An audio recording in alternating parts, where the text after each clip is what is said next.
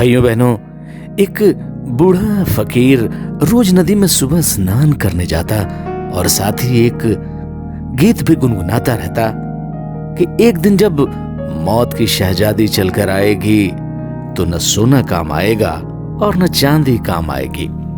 उस बूढ़े फकीर के इस पंक्ति के गुनगुनाने पर पास खड़े युवक हंसने लगते और उसका मजाक उड़ाते।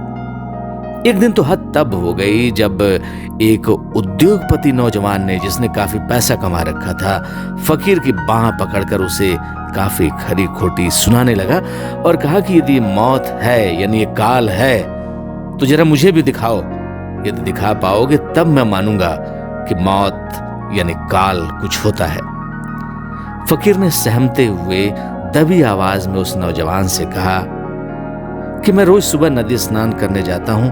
यदि तुम उस मौत से, काल से मिलना चाहते हो तो तुम भी नदी किनारे आ जाओ। फिर क्या था, नौजवान अगले दिन सुबह नदी किनारे पहुंचा और उसने देखा कि फकीर नदी में डुबकी लगाकर स्नान कर रहा था। नौजवान ने गुस्से में कहा कि बाबा, कहां है तुम्हारा काल, वो मौत जिसकी पंक्ति तुम रोज गुनगुनाते हो कि एक दिन जब मौत की शहजादी चलकर आएगी तो न सोना काम आएगा न चांदी काम आएगी। फकीर ने कहा, बेटे, मैं डुबकी लगाकर स्नान कर रहा हूं, तुम भी डुबकी लगाओ। ये सुनते ही उस नौजवान ने आनन फानन में जल्दी से डुबकी लगाई। उसके डुबकी लगाते ही फकीर ने उस नौजवान के गले को कसकर पानी में नीचे की तरफ दबाया। नौजवान की सांसें रुक गई, घुटन से तड़पने लगा। लेकिन ये क्या, एकाएक उसने देखा कि मौत यानी काल उसके सामने खड़ा है और कहने लगा कि दोस्त, अब तुम्हारे चलने का वक्त आ गया है। मैं काल हूं, मैं तुम्हें लेने आया हूं। उस नौजवान ने तुरंत जवाब दिया कि मेरे साथ धोखा हुआ है। मैं तो सिर्फ ट्रायल ले रहा था और नदी में स्नान करने आया था, लेकिन इस फकीर ने मुझे फंसा दिया। मैंने डुबकी लगाई, उसने मेरा गला दबाया और आप आ गए। मेरे दुनियादारी के सारे काम बिखरे पड़े हैं। मैं मरने से नहीं डर रहा, लेकिन एक निवेदन करना चाहूंगा। मेरी एक रिक्वेस्ट है और वो ये कि आप जब भी आए बस 1 महीने पहले मुझे बता दें, यानी 1 महीने पहले मुझे नोटिस दे दें। ये सुनकर काल ने कहा कि तुम्हारी बात में दम है। मैं जब भी आऊंगा तुम्हें महीने भर की नोटिस देकर ही तुम्हारे प्राण लेने आऊंगा। और ये कहकर काल चला गया। दोस्तों, इसके बाद नौजवान ने उस फकीर को कई अटपटी बातें बोली और ये कहते हुए चला गया कि बाबा, मेरे दिमाग के सामने आपके काल की भी कुछ नहीं चली। उसने तो घुटने टेक दिए थे मेरे सामने। ऐसा होता है, मेरे जैसा कोई मास्टरमाइंड यदि काल के सामने टकराता है। दोस्तों, कई साल बीतने के बाद अब वो नौजवान 75 वर्ष का बूढ़ा हो चुका था। शहर के नामी व्यापारियों में उसका नाम लिया जाता था। एक दिन अकस्मात काल फिर उसके प्राण लेने आ गया। अब वो नौजवान जो बूढ़ा हो चुका था, काल को देखकर बोला, काल महोदय, शायद आप एग्रीमेंट भूल गए कि आपको 1 महीने पहले नोटिस देकर आना था। यह तो मेरे साथ सरासर अन्याय है। लेकिन जानते हैं दोस्तों, इस बार काल मुस्कुराया और बोला, दोस्त, महीने भर की तो बात दूर, मैं तुम्हें कई साल के नोटिस देकर आया हूं। वो नौजवान जो अब बूढ़ा हो चुका था तपाक से बोला, कैसे?